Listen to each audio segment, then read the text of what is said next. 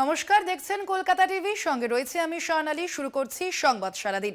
শুরু হয়ে গেল ভোট যুদ্ধ। চাকলায় গিয়ে ভোটের ডঙ্কা বাজালেন মুখ্যমন্ত্রী মমতা বন্দ্যোপাধ্যায়। এক গুচ্ছ বার্তার মধ্যে আপাতত প্রথম টার্গেট উত্তর 24 পরগনার সংখ্যালঘু ও মতুয়া ভোট। গতবারের হারা আসনে এবার জয় পেতে মরিয়া তৃণমূল সুপ্রিমো। ভোট ব্যাংক বাড়াতে গঠন করে দিলেন কোর কমিটি। পাখির চোখ 2024 বাংলার ভোট ময়দানে ইতিমধ্যে নেমে পড়েছে বিজেপি। এবার ভোটের ডঙ্কা বাজিয়ে দিলেন মুখ্যমন্ত্রী মমতা বন্দ্যোপাধ্যায়। বৃহস্পতিবার লোকনাথ ধাম চাকলায় গিয়ে কর্মী সভায় যোগ দেন মমতা বন্দ্যোপাধ্যায়। সেখান থেকেই কর্মীদের ভোট অঙ্কের হিসেব বুঝিয়ে দেন তৃণমূল সুপ্রিমো। লোকসভা ভোটে এবার তৃণমূলের প্রথম টার্গেট সংখ্যালঘু ভোট, যার অন্যতম ডেরা উত্তর 24 পরগনা। মোট 5টি আসন, যার মধ্যে বসিরহাট, বারাসাত, ব্যারাকপুর এবং দমদম এই 4টে তৃণমূলের দখলে, আর বনগাঁ বিজেপির কবজায়। গত লোকসভা নির্বাচনে ব্যারাকপুর ও বনগাঁয় ঘাসফুল ফোটাতে ব্যর্থ হয়েছিল তৃণমূল, যার অন্যতম কারণ ছিল মতুয়া ভোট ভাগ।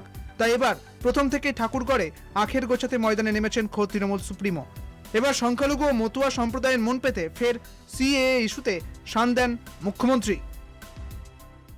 আগে সিটিজেনশিপ কার্ড ডিএমদের হাতে ছিল, এখন কেড়ে নিয়েছে রাজনীতি করার জন্য, সমাজে সমাজে ভাগ করার জন্য। বলছে একে দেবো ওকে দেবো না। এটা তো করা উচিত নয়। করলে তুমি সবার জন্যই করো।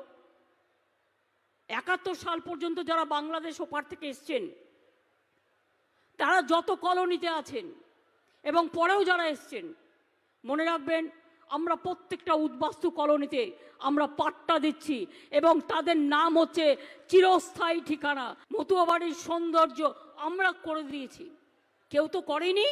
তাদের বড় বড় কথা ইলেকশনের সময় একটু মতুয়া ঠাকুরের বাড়িতে গিয়ে ঘুরে এসে বলবে ভোটটা আমাদের দাও। সারা বছর কি করেন? আর নাগরিকত্ব, আপনারা সবাই নাগরিক এদেশের, মনে রাখবেন। নাগরিক যদি না হন আপনি রেশন পাচ্ছেন কি করে? নাগরিক যদি না হয় আপনারা স্বাস্থ্যসাথী পাচ্ছেন কি করে? নাগরিক যদি না হন আপনার প্যান কার্ড হচ্ছে কি করে? আপনার আধার কার্ড হচ্ছে কি করে? আপনাদের রেশন কার্ড হচ্ছে কি করে? এগুলো একটা ছলনা। শুধু দায়িত্ব দিয়েই দায়সারা নয়, কর্মী সভা থেকে কোর কমিটি গঠন করে দেন মুখ্যমন্ত্রী। 10 দিন অন্তর কোর কমিটিকে যাবতীয় প্রোগ্রেস রিপোর্ট জমা দিতে হবে মমতার টেবিলে। আপনাদের এখানে অনেক নেতা আছে, অনেক মন্ত্রী আছে। আমি আজকে একটা কোর গ্রুপ তৈরি করে যাব। আমি এমপিদের রাখছি না, তার কারণ তাদের সামনে ইলেকশন আছে, তারা নিজেদের কেন্দ্রগুলো নিজেরা দেখবে, সবার সাথে কোঅপারেশন করে। বিগত কয়েকদিনে একাধিকবার শিরোনামে এসেছে তৃণমূলের গোষ্ঠী কোন্দল। লোকসভা ভোটের আগে কোনো কিছুতেই আপোষ করতে নারাজ মমতা বন্দ্যোপাধ্যায়। তাই মঞ্চ থেকে দলের কর্মীদের কোন্দল থামাতে কড়া বার্তা দেন তিনি।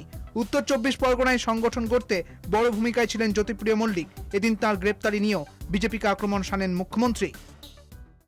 ভাঙড়, রাজারহাট দিয়ে গঙ্গায়, হাবড়ায় বালুকে অ্যারেস্ট করে অনেক কাজ করেছে। ও অ্যারেস্ট করেছে কিসের জন্য? যাতে পার্টির কাজ করতে না পারে, যাতে ইলেকশন করতে না পারে। ভোট যুদ্ধের ঘণ্টা বাজতেই ময়দানে রাজ্য রাজনীতি। Target fixed. তৃণমূলের জাতীয় রাজনীতিতে জোট, রাজ্য রাজনীতিতে সমক সমরে লড়াই।